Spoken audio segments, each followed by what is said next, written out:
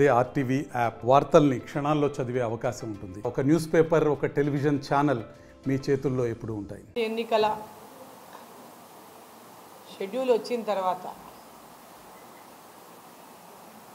Congress party వాళ్ళ అభ్యర్థిని ప్రకటించిన తర్వాత ఈ జిల్లాలో ముఖ్యమంత్రి నిన్నటికి 5 సార్లు వచ్చిండు. ముఖ్యమంత్రి జిల్లాలో 5 సార్లు ప్రచారానికి వచ్చింది. కొడంగల్లో బహిరంగ సభ, తర్వాత కార్యకర్తల సభ, నారాయణపేటలో సభ, మహబూబ్ నగర్లో ఇంతకుముందు బహిరంగ సభ, మళ్ళా నిన్న నామినేషన్కి వచ్చేసిండు. నిన్న కూడా మొన్న మా ర్యాలీని చూసి భయపడిపోయి వాళ్ళ పార్టీ అభ్యర్థి నిద్రపోకుండా మరి ముఖ్యమంత్రిని చేసిన నేపథ్యంలో ముఖ్యమంత్రి పరిగెత్తుకుంటా నిన్న పొద్దున మళ్ళీ నామినేషన్కి వచ్చిండు. మహబూబ్నగర్కి ముప్పేట దాడి చేస్తున్నారు. మొత్తం వచ్చి ముప్పేట దాడి రోజు అరుణమ్మ మీదనే, రోజు నోటికి వచ్చినటువంటి మాటలతో మాట్లాడి ఆమెను ఆవేదనకు గురి చేసి మనసు గాయపరిచి ఆమెను ఎన్నికల పోటీలో మనోధైర్యాన్ని తగ్గించాలనేటటువంటి ఉద్దేశంతో రోజు మాట్లాడుతున్నారు. కేసీఆర్ని తిట్టినట్లుగానే డీకే అరుణమ్మ తిడతా అంటే డీకే అరుణమ్మ చూసుకుంటూ ఊకోదు, పాలమూరు ప్రజలు కూడా చూసుకుంటూ ఊకోరు. గుర్తుపెట్టుకోవాలి రేవంత్ రెడ్డి గారు. గురువింద నీతి చెప్పకిటి వచ్చి నువ్వేందో తెలంగాణ ప్రజలకు అందరికీ తెలుసు. నా భాగవతం చెప్తాడట ఈయన. నా భాగవతం దమ్ముంది రా, యా చౌరస్తాకు వస్తావు రా, నేను కూడా వస్తా రా, ఏ చౌరస్తాకు వస్తావు, నీ భాగవతం చెప్తాం, నా భాగవతం చెప్తాం రా.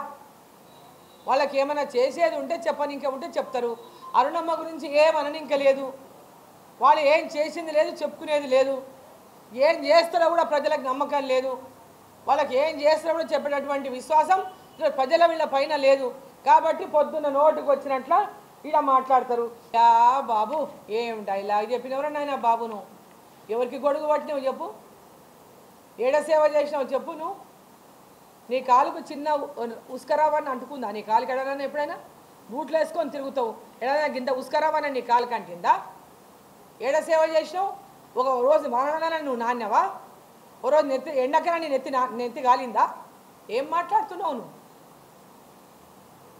ఎవరు ధరలు? నీవు ధరవు, నీ కుటుంబం ధరదు ఉండొచ్చు. మా కుటుంబం రైతు కుటుంబం, ప్రజలకు సేవ చేసిన కుటుంబం, ప్రజల కోసం ప్రాణాలు ఇచ్చిన కుటుంబం. చిట్టం నర్సిరెడ్డి గురించి మాట్లాడే తాహత మీకున్నదా? అర్హత మీకున్నదా? అంటే మమ్మల్ని పండబెట్టి తొక్కుతానంట ఆయన. నన్ను పండబెట్టి తొక్కి ఆయన పార్లమెంటు గెలిపించుకుంటానంట వాళ్ళ అభ్యర్థిని. అంటే ఒక ముఖ్యమంత్రి మాట్లాడేటటువంటి మాటలేనా ఇవి? పండబెట్టి తొక్కుతావా నువ్వు? నన్ను పండబెట్టి తొక్కుతావా? రా, ఏడికి వస్తావో చూస్తా కానీ రా, తొక్కుదురా, వచ్చి తొక్కుదురా, ఏడా పండబెట్టి తొక్కుతావో చూస్తారా.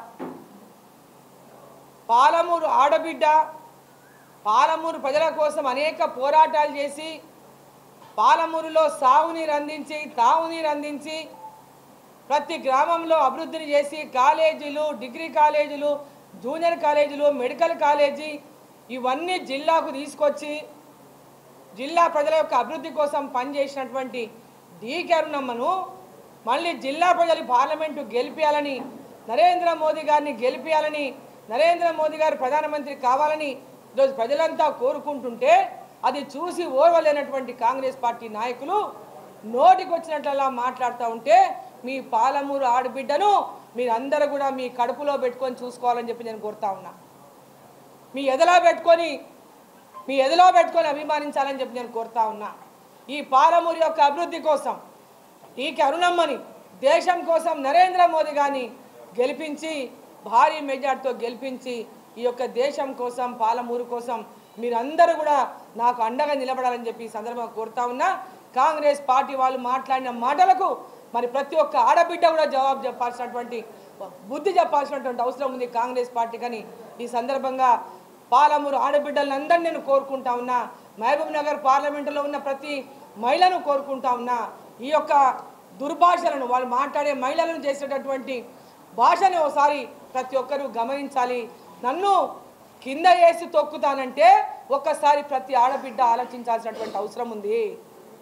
వీళ్ళ గుణం తెలుసుకోవాల్సినటువంటి అవసరం ఉందని చెప్పి ప్రతి ఒక్కరిని చేతులెక్కి నమస్కారం చేసి కోరుకుంటా ఉన్న పాలమూరు ప్రజలందరినీ కూడా ఈరోజు మీ అక్కని మీ చెల్లెల్ని వాళ్ళు అవమానిస్తూ ఉంటే ఒక పాలమూరు ఆడబిడ్డను అవమానించి కేవలం ఒక ముఖ్యమంత్రిగా ఉన్నటువంటి ఆయన ఈరోజు అరుణమ్మని చూస్తే అడ్డగోలుగా మాట్లాడుకుంటూ ఇవాళ అడ్డుకోవాలని చూస్తుంటే దయచేసి జిల్లా ప్రజలంతా అర్థం చేసుకోవాలని మరోసారి కోరుకుంటూ కాంగ్రెస్ వాళ్ళని నేను హెచ్చరిస్తా ఉన్నా ముఖ్యమంత్రి గారిని ఈ భాష మానుకోకుంటే ఈ భాష మార్చుకోకపోతే దానికి తగినటువంటి మూల్యం మీరు చెల్లించక తప్పదని కూడా ఈ సందర్భంగా నేను హెచ్చరిస్తా ఉన్నా.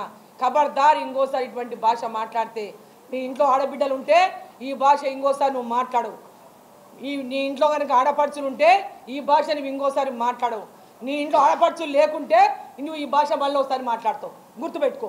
మరిన్ని వీడియోస్ కోసం ఛానల్ ని సబ్స్క్రైబ్ చేయండి. లేటెస్ట్ అప్డేట్స్ కోసం వాట్సాప్ ఛానల్ ని ఫాలో చేయండి. అండ్ లింక్ డిస్క్రిప్షన్ లో ఉంది.